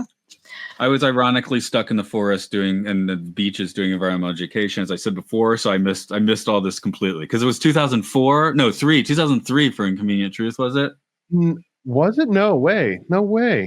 What's the year on The Inconvenient Truth? Now I am curious why. I graduated in 01. Oh, 2006. Oh, hell, we're all off. Okay. I don't know what I saw. I know for a fact that I saw a presentation by Al Gore about polar. Maybe you just saw a presentation. I think he had been making the presentations and then finally they made it into a more produced movie. So it might have been someone just showed the presentation, you know, like, again, like a TED Talk or something. Because especially once he wasn't, you know, in the that wherever they stick the vice president anymore, he was probably had more time for that. Yeah. So I'm guessing you just okay. Yeah, it started as the Climate Project (TCP). There, so TCP, I guess, eventually. So evolved same into information, maybe just not as glossy as that movie was. I don't know. Feel free to throw out another note, but I guess we start winding it down for today then. Well, the climax of the movie, they actually take the Eiffel Tower and blast into another dimension, which is like this defunct land, right? Where Dr. House is in charge now, or Governor Nix, they call him. Hugh Laurie is the demiurge character, sort of. My note says the robot girl is the Promethean character. Casey is Sophia. She can fix the world. And the monitor is the all-seeing eye. And they talk about tachyon towers. Sci-fi's love these tachyons in these, like... Oh, yeah, as a Trekkie, tachyon jumped out to me. They say that every other week on, Next Generation. Yeah. So these machines keep in touch with other dimensions. They can see backwards and forwards in time, and they're predicting this apocalyptic event. And the unavoidable end of the world is in 58 days. So they're like right under the buzzer. I guess an interesting contrast would be the Nick Cage and the Knowing movie. You know, that's where there's some numbers or something where it shows how many people are going to die on certain dates from like some savant girl or something, and the last one's everyone else, meaning everyone's going to die on this date. So the whole movie's about Tomorrowland is like, oh, it's a lie and the world's not going to end, whereas Knowing, I believe the world ends at the end of that movie. Well, it ends. Maybe 2 people survive. Yeah, it ends in a lot of something. Big sci-fi franchises too, like 2001 and Childhood's End. They love ending the story with nuking the Earth and taking all the children away. Well, this one they do take the children away. They just take them away to the future, or they're taking the future children into the past. Right? That's what they're doing. They're kind of siphoning them. Yeah, and they say not everyone. Replacing the robots? Are we going doppelgangers here? Yeah, not everyone. Audio animatronics. Not everyone is going into the future. The machine is broadcasting the future. The monitor, instead of making you feel positive, it makes you feel negative, creating a negative outcome. Feedback loop. It amplifies. So this is like the oracular machine that creates reality. What are they trying to say with this? Well, but also that it's binary. It either is on good mode or white wolf mode, or it's on bad negative mode, which is black wolf mode, and then you have to feed the right mode. And I like what Matt was saying before, and like the sort of mantra version of this, or where you remove yourself from the white wolf versus the black wolf. Not to get all Masonic, but it's about like the blend of the checkerboard floor, not just standing on white and just standing on black. That it would only work if you had a little mixture of both in this one. Transcend good and evil, huh? Sorry, I need to look this up real quick to properly say it. But are you folks familiar with the series of Buddhist paintings that kind of go along these lines? In this case, it's an elephant and a monkey. Maybe. Okay. Anyway, there's many versions of this, but it's supposed to be a path to enlightenment, where it's like you have an elephant and a monkey, and they're both going crazy. Those are your 2 wolves, basically. Okay. No, I haven't heard this before. You're taming the elephant. The monkey's riding the elephant's back, and then I'm looking at a very tiny image because again, I'm doing this having not thought about before getting online. You have inside you is an elephant and a monkey, and they're both retarded. Yeah, at the end, the final picture is this dude riding the elephant with the monkey, and they're on fire, like in a cool way. So, I guess that's enlightenment. But yeah, just the path that you would tame these wolves and they wouldn't matter anymore, would being a more spiritual version. Whereas this one is like choose your wolf and feed it. You know. So I have one other thing that I do need to shoehorn in here, otherwise I'll regret it for the rest of my life. But that Casey is also maybe going through these Eleusinian mysteries, because every time she touches this coin and gets transported into this like different reality, she's in this wheat field, and that's the whole symbolism of the Eleusinian mysteries through Demeter and Persephone is going through these wheat fields, and like Demeter is linked to wheat. In fact, it's the goddess of Ceres is her other name, which is where the word cereal comes from wheat. And I kept seeing that every time one of these kids or one of these indigo children touches one of these coins and gets teleported, they end up directly in this wheat field. So it's like they're all being initiated into this secret mystery school, which it fits this movie like a glove almost. One little counterpoint to that is I also felt like it was like the barrier between whatever this is and dreams. And often if you're entering a dream that way, and so you do end up in kind of like a whatever situation. The first time I managed to do the wild method thing, I was in my bed. I feel like it's a similar rush. And then I was actually standing near a dumpster. For all you normies, that stands for awake initiated lucid dream. Right. So the first time it worked, I was like next to a dumpster in like the back of an office complex, and I fully lucid. I'm like, oh, this is where I ended up, and I immediately left because that's not interesting. But it was like ending up in a wheat field, right?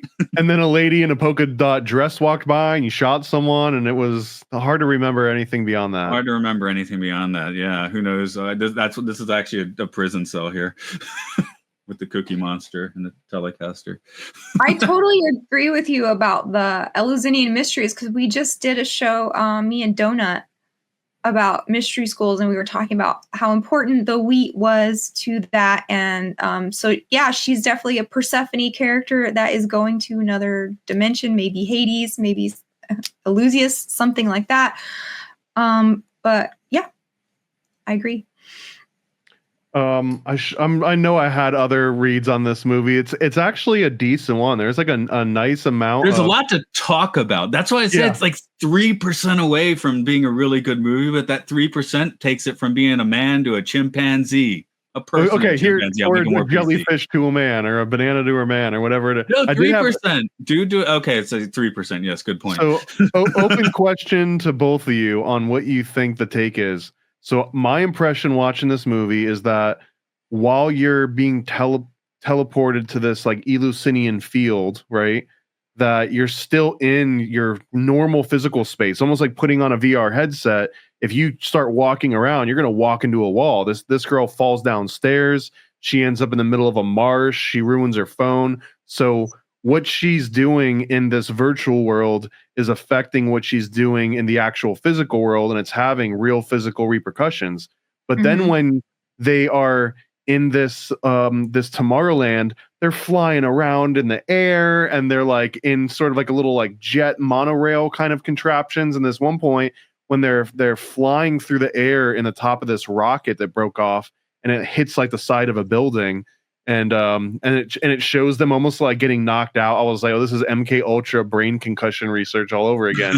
But I'm wondering, can you die in Tomorrowland and it makes you die in the real world? Because they imply that you can die, you can hurt yourself in the real world while you're in Tomorrowland. But what happens if someone kills you in Tomorrowland? Do you die in the real world? The impression I got is when she was falling downstairs and walking into marshes, that was the advertisement where everything was pristine and you could, walk into walls and stuff. Later on, they go to the real Tomorrowland, which is run down and a little more run down and decrepit, right? And that actually is another physical space. And hey, yeah, sure, you can die there. So if you died in the advertisement, you're dying in the real world while having a dumb VR experience. Later, when they're in the real one and flying around rockets, yeah, you just legit die there. That's so in the advertisement version, is it like dying in the Matrix? So it's a freaking dangerous advertisement. Yeah. Wait, maybe if you die in the ad, you just wake up in the real world. Well, I have a friend that wants to eventually do a podcast, which is if you die in the game, do you die in real life? So I'll make sure he does this movie when he does that. Yeah. It fits. I guess we do need to wrap up because I need to catch a train soon. But if you have another point, I have enough time for that for sure. Well, I was just going to say, let's get to the end. Governor Nix is trying to save civilization by showing its collapse. He says humans embrace the apocalypse, and then he gives this Extinction Rebellion speech. I don't know if you've heard of those guys, the Extinction Rebellion guys. But basically, like, it's just the doomsday people, and they want to accelerate everything to the point of collapse so that they can build it back better. So another great reset. Let's see.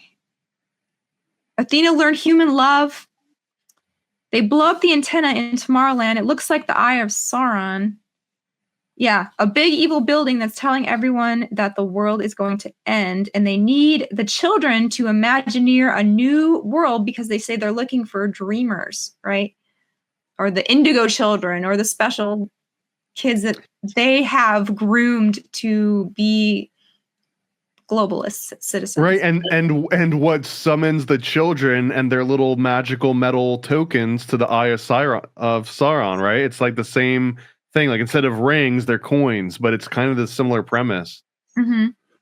Put a pin in that for our cartoon cabal where we're talking about Ava, where they have to get children to save the world, right? They can't. They gotta be like in puberty. Yeah. Are you familiar with that series at all?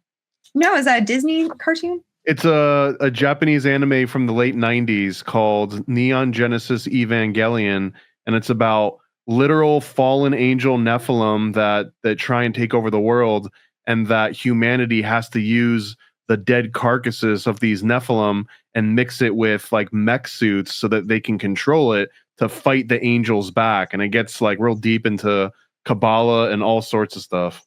Oh, wow. And it has to be children. Kids to pilot these things. Yeah, only 14-year-old children are the ones that can take over the body of a Nephilim. Ooh.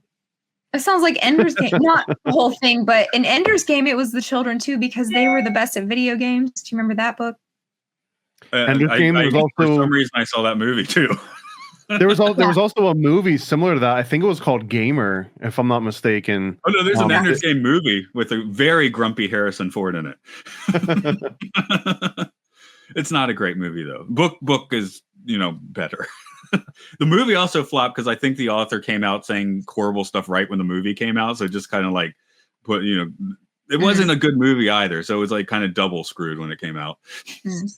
I just want to. I think you had the great summary of this movie that it's a movie that's probably better to talk about than the movie is itself. So it's worth watching to then just do thought experiments or discuss it with someone. But I don't know if you have like a satisfying cinematic experience watching it.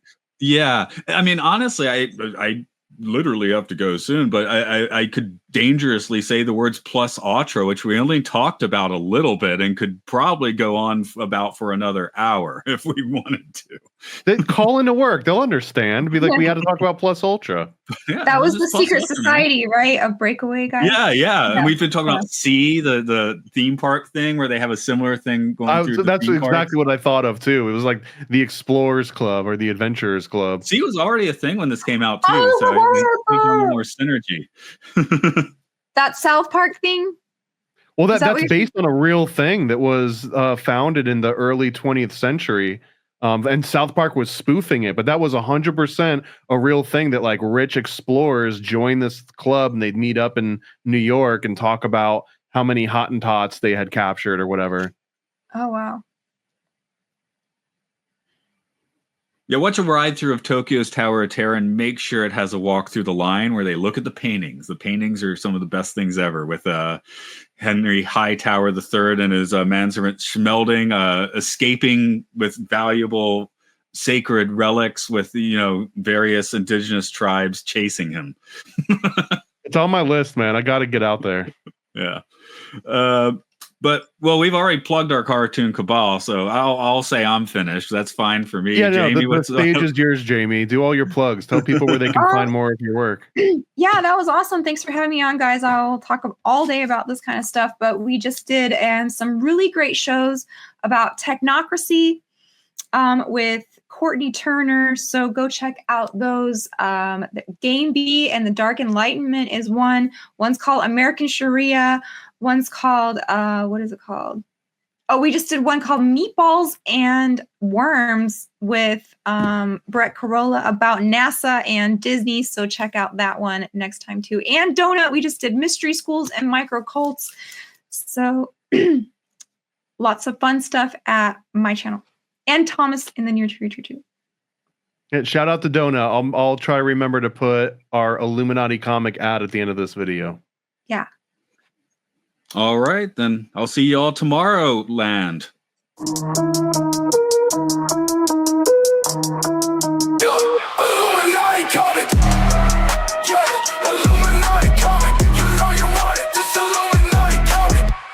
Learn about the full history of the Bavarian Illuminati.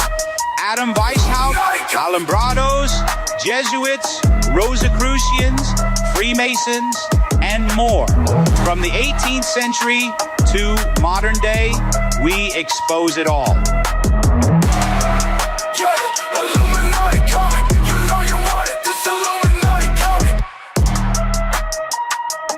That's right, it's the Illuminati comic from Donut and Paranoid American. Get yours now at IlluminatiComic.com. Paranoid. Yo.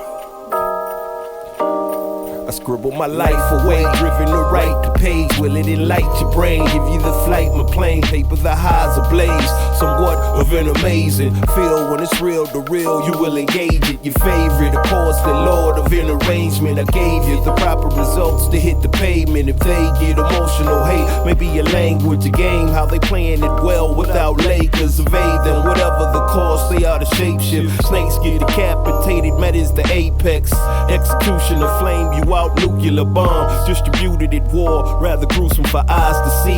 Max them out, then I light my trees. Blow it off in the face, you're despising me for what though? Calculated and rather cutthroat. Paranoid American must be all the blunt smoke for real. Lord, give me a day away, vacate. They wait around to hate whatever they say. Matters not in the least bit. We get heavy rotate when a beat hits, so thank us, you're welcome. Fuck the niggas for real, you're welcome.